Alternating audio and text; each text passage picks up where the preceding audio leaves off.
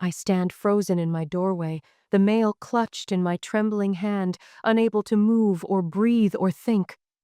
The late afternoon sun casts long shadows across my meticulously swept porch, highlighting the stark line where my property ends and the chaos begins. Dog toys scatter the lawn like landmines.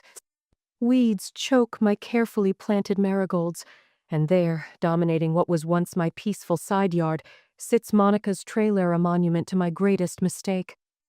But it's the paper in my hand that turns my blood to ice water. Final warning. Account number 4582 overdue. I stare at the bold red letters, my mind refusing to process their meaning.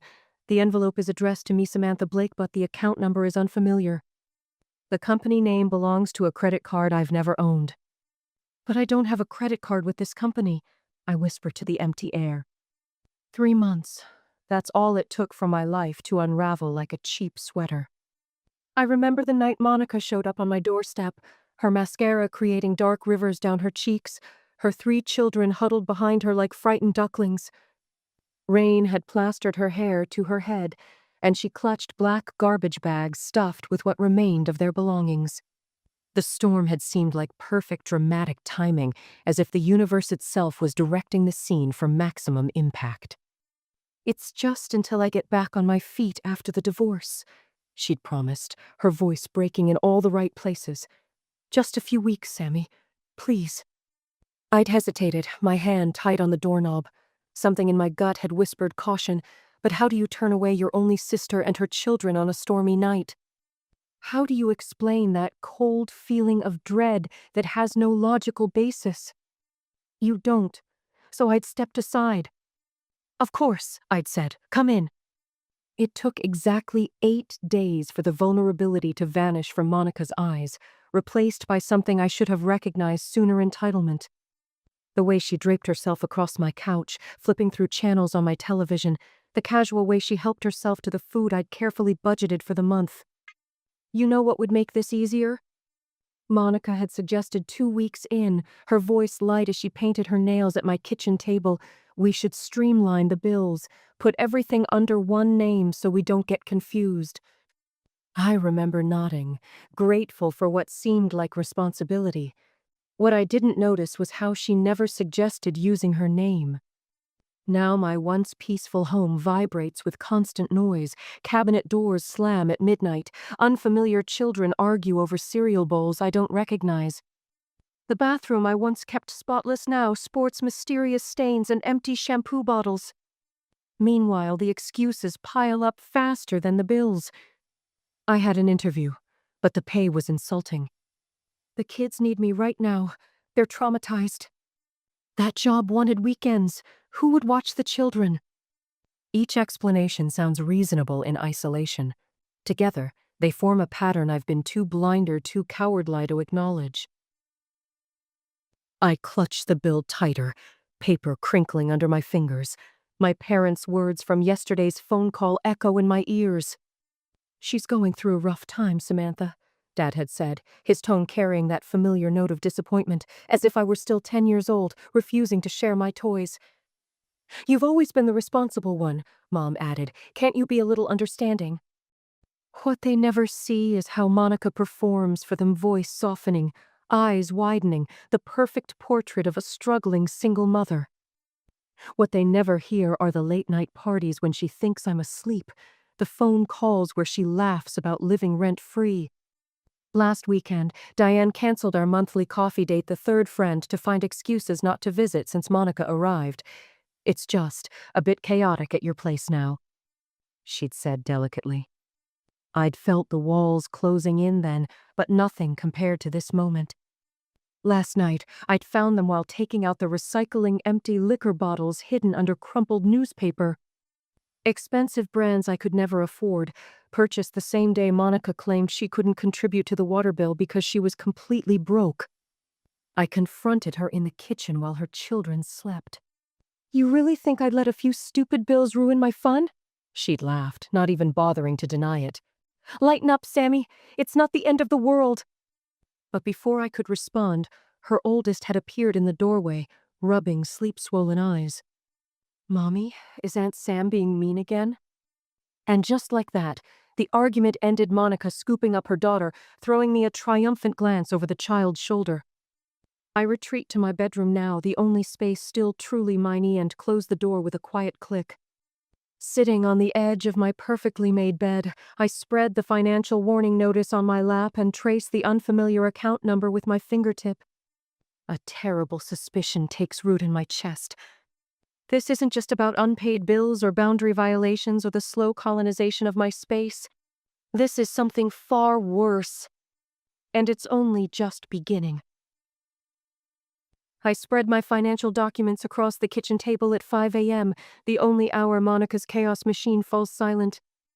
The morning light hasn't yet cracked the horizon, and in this temporary stillness I can finally think. My hands shake as I type my credentials into the credit monitoring site I haven't checked in months. I've always been meticulous about my finance, regular payments, modest savings, credit score like a badge of honor. The irony isn't lost on me. The screen refreshes and my blood turns to ice. That's not possible, I whisper to the empty kitchen. An unfamiliar credit card shows a $12,000 balance. The company name matches the collection notice from yesterday. I click through to transaction details, my breath catching with each new revelation. A $400 charge at Nordstrom, $1,200 at Best Buy, $800 at Macy's. Dates align perfectly with Monica's sudden shopping sprees. The new designer bag she claimed was a gift from an old friend. The high-end laptop for her oldest, because the school requires it. The expensive clothes her children now wear to replace the shabby ones they arrived in. My stomach lurches. I've been robbed by my own blood. I switch to methodical analysis, the only defense I have against the rising panic. Each transaction gets color-coded in my notebook. Red for purchases I've physically seen in Monica's possession, blue for dates when strange packages arrived, yellow for suspicious gaps in the mail delivery. 3 hours later, the evidence is undeniable. My kitchen table has become a crime scene board with purchase locations, timestamps, and photographic evidence of items bought with my stolen identity. I reach for my phone with numb fingers and pull up the security app connected to the doorbell camera I installed last month, not out of suspicion, but because of a string of package thefts in the neighborhood. I scroll back through footage, searching for mail deliveries. There she is, Monica, casually checking my mailbox at 2:15 p.m., exactly when I'm in my weekly team meeting at work. She shuffles through envelopes, pockets several, and replaces others. Her expression shows no guilt, no hesitation, just the practiced efficiency of someone who's done this many times before. I replay the clip, focusing on the envelopes. The freeze frame reveals my tax documents, the ones I've been searching for, the ones she claimed must have been lost in the mail. A knock at my bedroom door startles me. I glance at the clock, 7:30 a.m. Monica never rises before 10. Just checking if you have any coffee made. She calls through the door, voice sweet with manufactured concern. You're up early. I slide my laptop closed, covering the evidence with a stack of magazines. Making some now, I reply, amazed at how steady my voice sounds when everything inside me is screaming. Great. Hey, did I mention the cute boots I found on sale yesterday? Perfect for the winter. You should get some too. You deserve to treat yourself sometime, Sammy. The casual mention of yet another purchase when she claimed poverty last week ignites something inside me. I record her voice on my phone, capturing the timestamp, more evidence.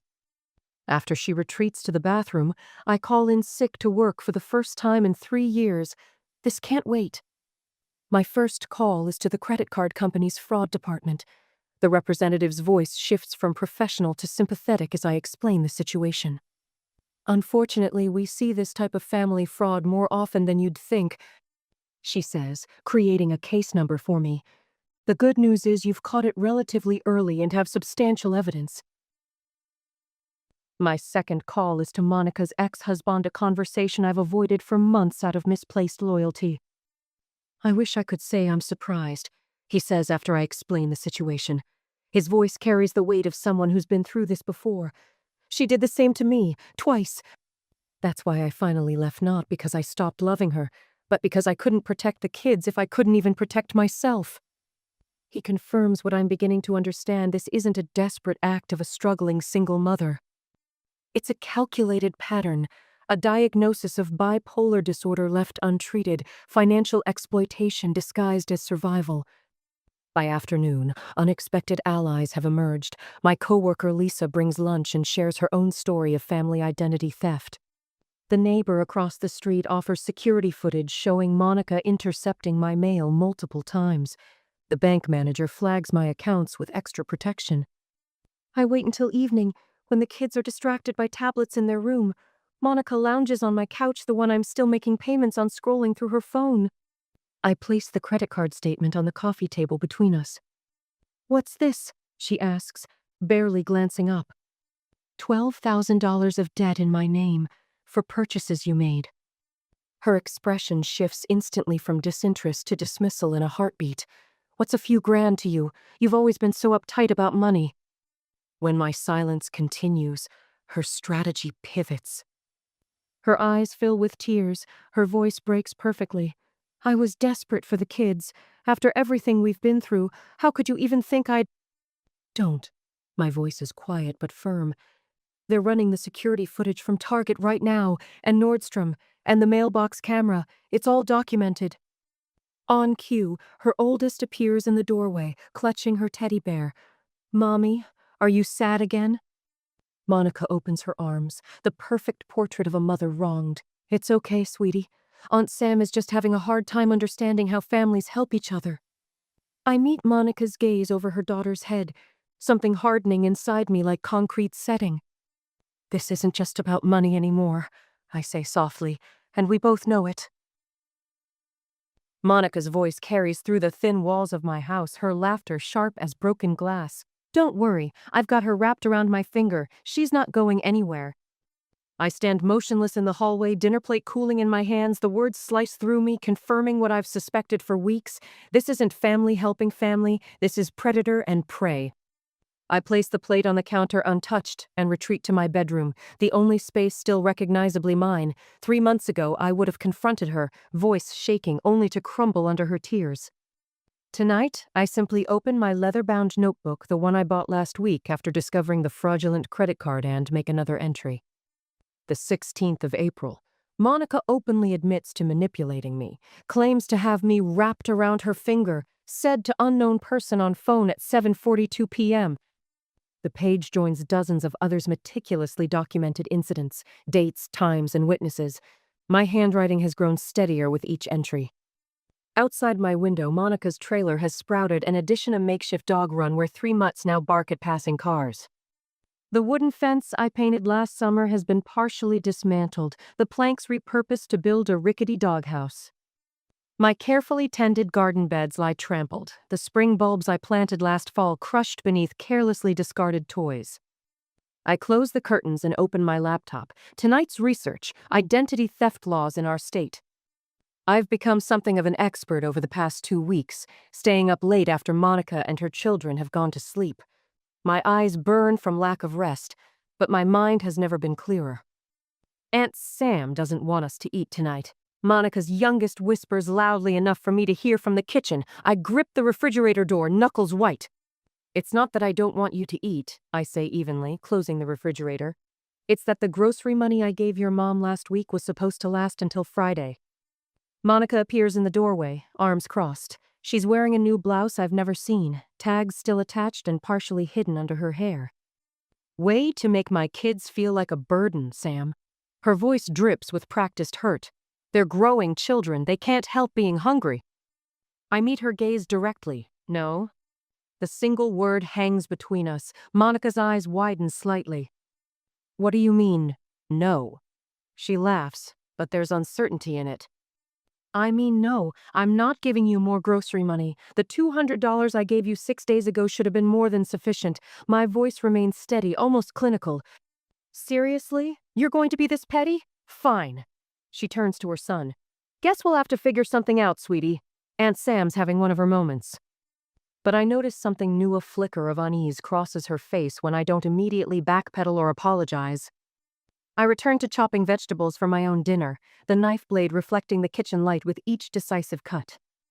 You cannot possibly expect me to believe that your sister would deliberately steal your identity. My mother's voice crackles through the phone. She's going through a difficult time, Samantha. I sit in my car outside the law office, 15 minutes early for my appointment. Mom, I have the evidence. I've shown you the credit card statements.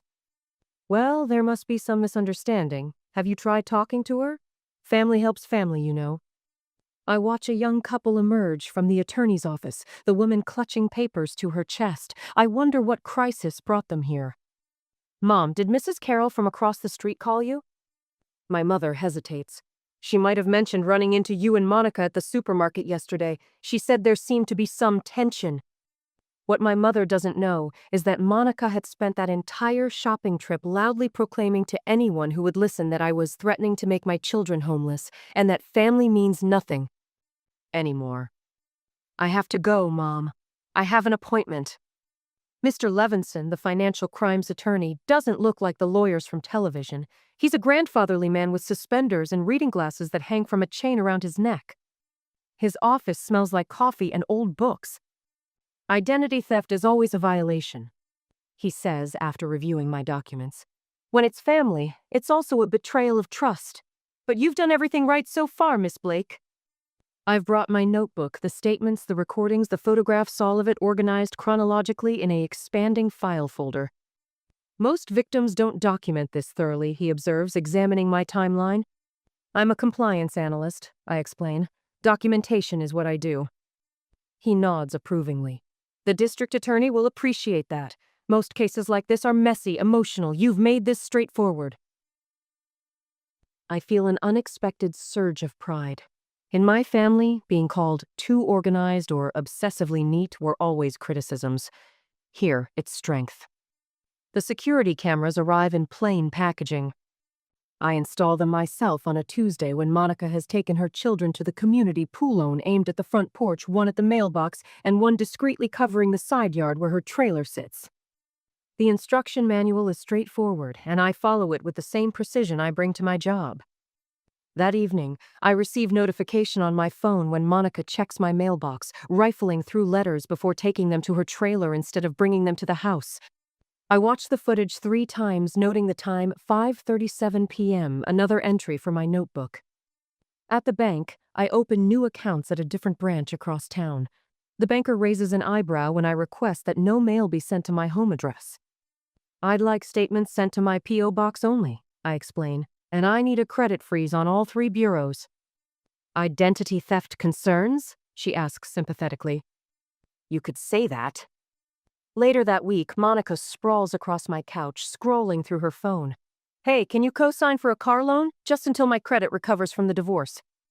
2 months ago, I would have hesitated, then reluctantly agreed. Now I look up from my book. No, I don't think that would be wise. She sits up, surprised. What's that supposed to mean? It means no. I turn a page, not elaborating. What's going on with you lately?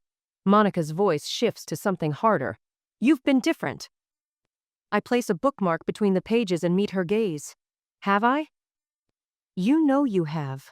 All secretive and, I don't know, cold. I consider her for a moment. I've just realized what's really important to me. And what's that? Not helping your only sister? Her voice rises, the familiar tremor of impending tears appearing right on cue. No, Monica, it's honoring my own boundaries. Boundaries? She scoffs. Since when did family have boundaries? We're blood, Sammy.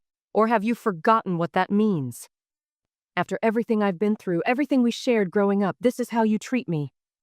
I used to feel my chest tighten at this point, my resolve crumbling under the weight of obligation. Tonight, I feel nothing but a quiet certainty.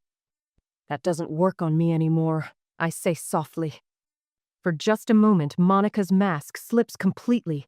Rage flashes across her features, raw and unfiltered, before she quickly composes herself. I don't know what you're talking about, she says, but there's uncertainty in her voice now. She rises from the couch, phone clutched in her hand. I'm going to check on the kids.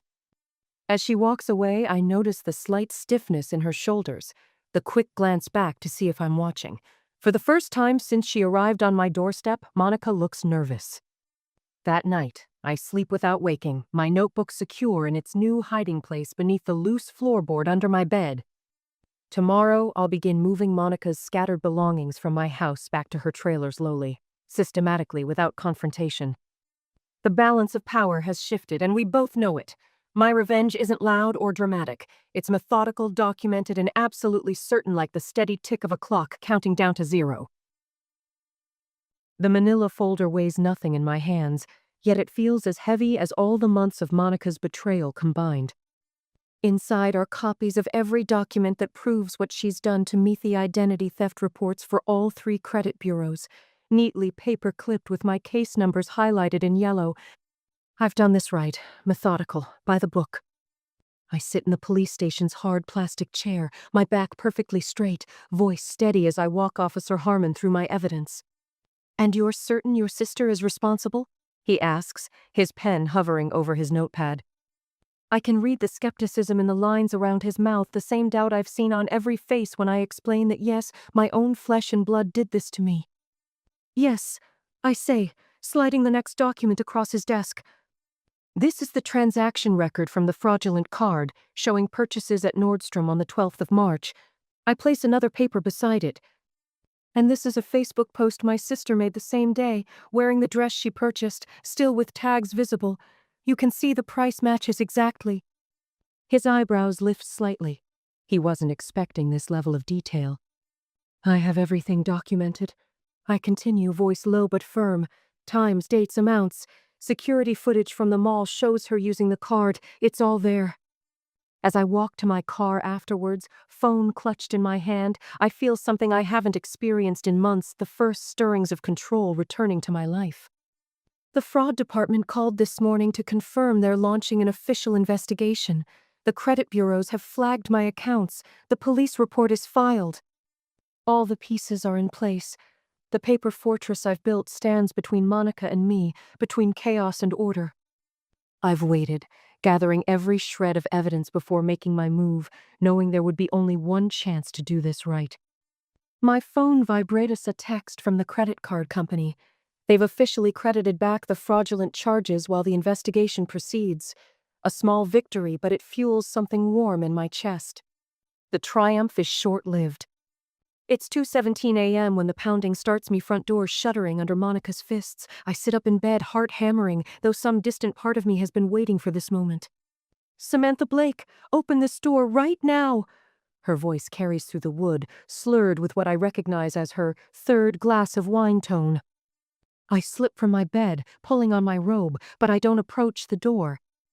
"How could you do this to family?" she screams. "To your own sister? To my children?" There it is, the manipulation tactic that's worked for decades. My nieces and nephew become shields whenever Monica needs leverage. "The police came to my home, Sam, in front of my babies." Her voice breaks in exactly the right places. "They're traumatized. Is that what you wanted?" I stand in my darkened living room, watching her shadow move behind the porch light. My hands tremble, but I keep them clasped tightly together. "You're trying to destroy me," she sobs, her fist weakening against the door. "Mom and Dad are heartbroken. Everyone thinks you've lost your mind attacking your own family when we needed you most." My phone lights up on the coffee table. A text from our mother.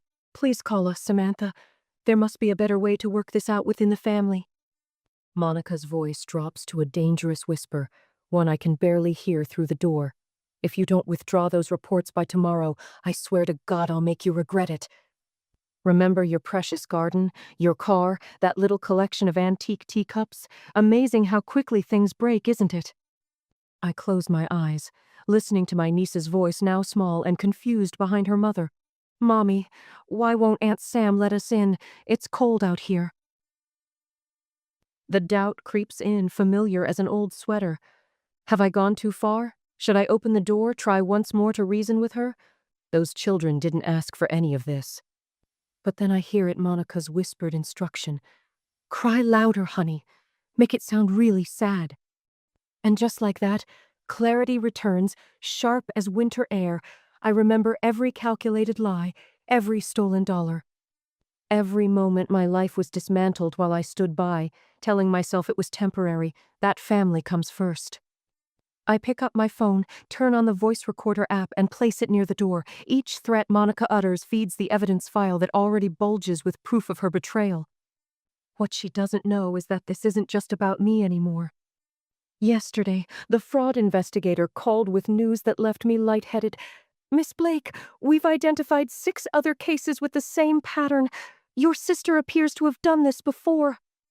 I sit on my couch in the darkness, listening as Monica's threats eventually dissolve into defeated silence. She doesn't know about the neighbors who've provided statements about her mail theft. Doesn't know about the security footage from 3 different stores. Doesn't realize her friends have begun distancing themselves, disturbed by what they've learned. The porch light catches Monica's silhouette as she finally retreats to her trailer. For the first time since she arrived on my doorstep, I feel the corners of my mouth tug upward into something that might almost be a smile. The paper fortress holds, and I am finally on the other side of it.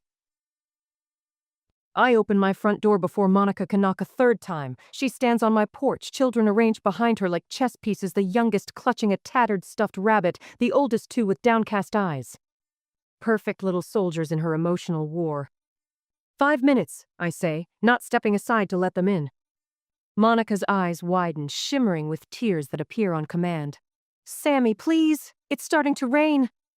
I glance at the clear blue sky overhead, then back at her face. A muscle twitches in my jaw, but I step aside. The children file past me, trained to move silently through my house now, leaving no fingerprints, making no demands, their new invisibility strategy another of Monica's tactics. "I can fix this," Monica says once we're seated in my living room. The children are arranged on the floor near her feet, the youngest leaning against her leg. I've been thinking about it all night. My leather-bound notebook sits open on my lap, a shield of documentation between us. "There's nothing to fix," I say. "The investigation is already underway." "But that's what I'm saying." Monica leans forward, her voice dropping to that conspiratorial whisper I've heard since childhood, the one that always preceded trouble.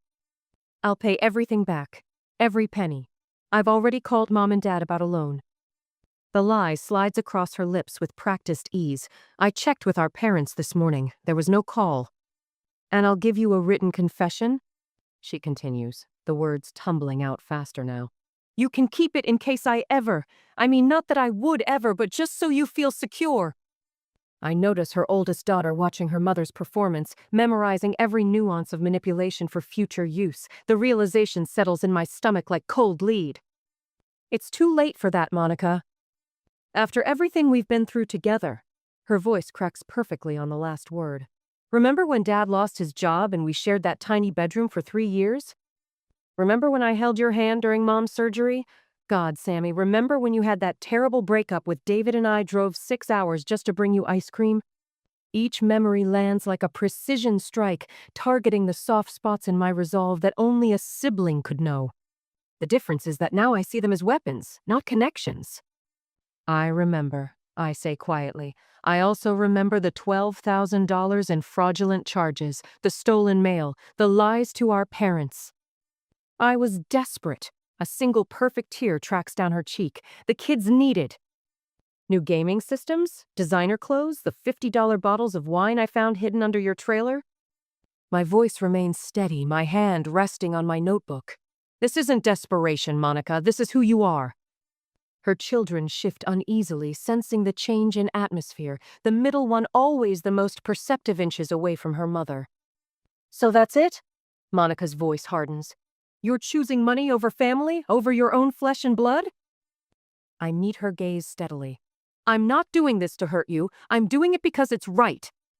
The shift happens in an instant, the transformation I've seen countless times but never fully acknowledged. The tears vanish. Her posture straightens. The vulnerability evaporates like morning dew under a harsh sun. "You sanctimonious bitch," she hisses, careful to keep her voice low enough that the children won't catch the words. "You think anyone's going to believe you over me? I'll make sure everyone knows what you've done." "They already do," I say. "I've hidden nothing." Something flickers in her eyes, confusion, then the first genuine emotion I've seen from her in months, fear. The sound of car doors closing outside draws her attention to the window. 2 police cruisers pull up beside her trailer, officers stepping out with deliberate purpose. "What did you do?" she whispers. "Nothing. This is what happens when actions have consequences." The officers approach my front door. The rhythmic knock echoes through the suddenly silent room. I rise to answer it, my heart hammering against my ribs, but my steps steady. Monica scrambles to her feet, positioning her children in front of her. "Miss Blake?" The female officer glances from me to Monica. "We have the results of the investigation you initiated." The male officer steps forward, papers in hand. "Monica Blake, we have a warrant for your arrest on charges of identity theft, mail theft, and credit card fraud."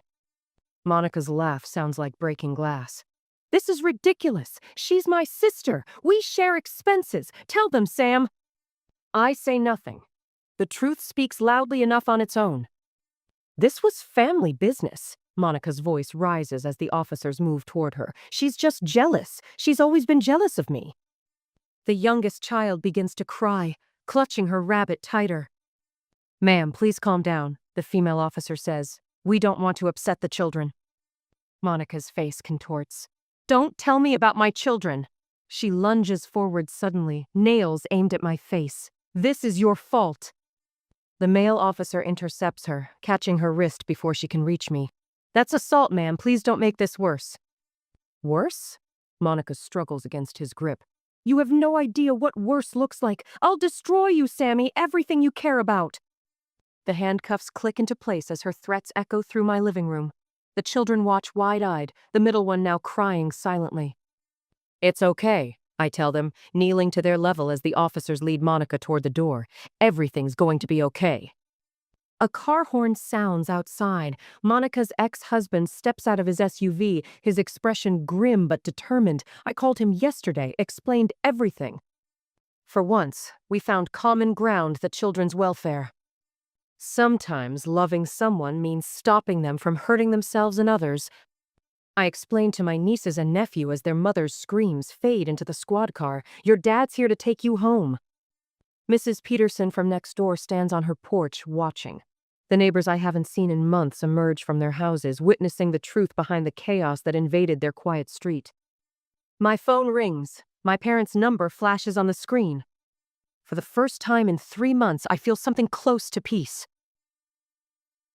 I stand on my front porch, coffee warming my palms against the morning chill.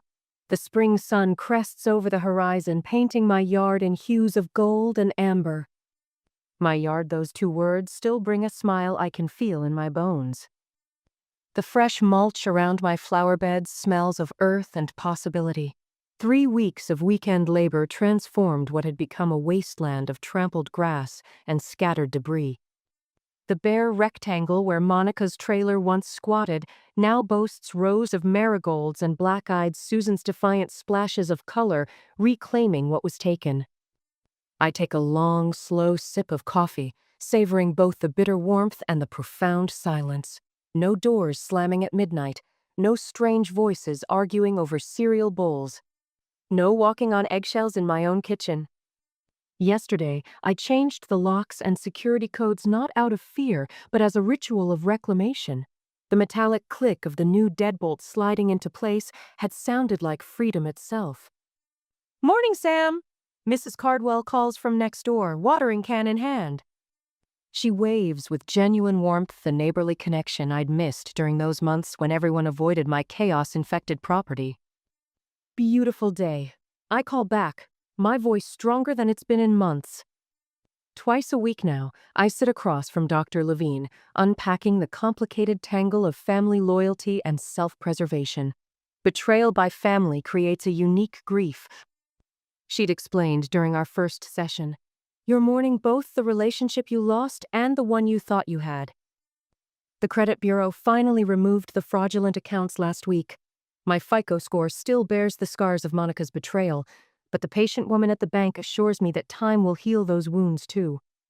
Structure and patience, the same tools rebuilding both my credit and my life. Dad called yesterday. His voice carried a hesitancy I'd never heard before. "Your mother and I have been talking," he'd said, the words coming slowly. "We didn't." We should have. I know, I'd replied, saving him from the struggle. But we can do better now. It took my parents 5 months to fully acknowledge how they'd enabled Monica's behavior throughout our lives. Their apology came in stage-halting conversations and tearful admissions that felt like pulling teeth. But it came. Monica starts her court-mandated treatment program next week. Bipolar disorder explains some of her behavior but excuses none of it. Her ex-husband sends occasional updates about the children who are thriving in the structure of his home. Last weekend marked my first supervised visit with them, awkward but healing. My niece Lily had hugged me tightly before leaving. "Dad says you did the right thing?" she'd whispered, even if it was hard. Tonight, 6 carefully chosen friends will gather around my dining table, the first dinner party in my reclaimed sanctuary. I've polished grandmother's silver and arranged fresh flowers in the centerpiece. Every detail of this evening represents a conscious choice, not a desperate accommodation. The contrast isn't lost on me. 1 year ago, this same space was overtaken with Monica's chaos and washed dishes, scattered toys, and a constant soundtrack of arguments. Now, the gleaming surfaces and peaceful atmosphere testify to my reclaimed life. When everyone is seated, I'll raise my glass in the toast I've been rehearsing. To boundaries that protect and truths that heal. The leather-bound notebook that once documented Monica's abuses now holds recipes, garden plans, and a letter I received last week from Monica's oldest child, Lily. "Dear Aunt Sam," she wrote in careful cursive. "Dad says what you did was brave. He says sometimes the kindest thing is stopping someone from hurting themselves and others. I miss you and hope we can have more visits soon. Thank you for helping Mom get the help she needed." I keep that letter between pages documenting my work with the Identity Theft Victim Support Group. Last month, I shared my story there for the first time, how family obligation had blinded me to manipulation, how financial abuse can wear the mask of love. 3 people approached afterward, recognizing the patterns in their own lives. My painful experience now serves as a lighthouse, warning others away from dangerous shores. As the sun rises fully above the horizon, I take a final, satisfied look at my peaceful domain. The chaos has been exorcised, the sanctuary restored. I lift my coffee mug in a silent toast to the woman I've become, one who finally understands that sometimes real love requires hard boundaries. Sometimes freedom means choosing yourself, even when it means standing alone. The morning stretches before me, unscheduled and unhurried. I have nowhere to be until noon, no crisis to manage, no one's emotional weather to navigate but my own. Today marks 1 year of freedom, I whisper to the rising sun. And for the first time in my adult life, I am enough just as I am.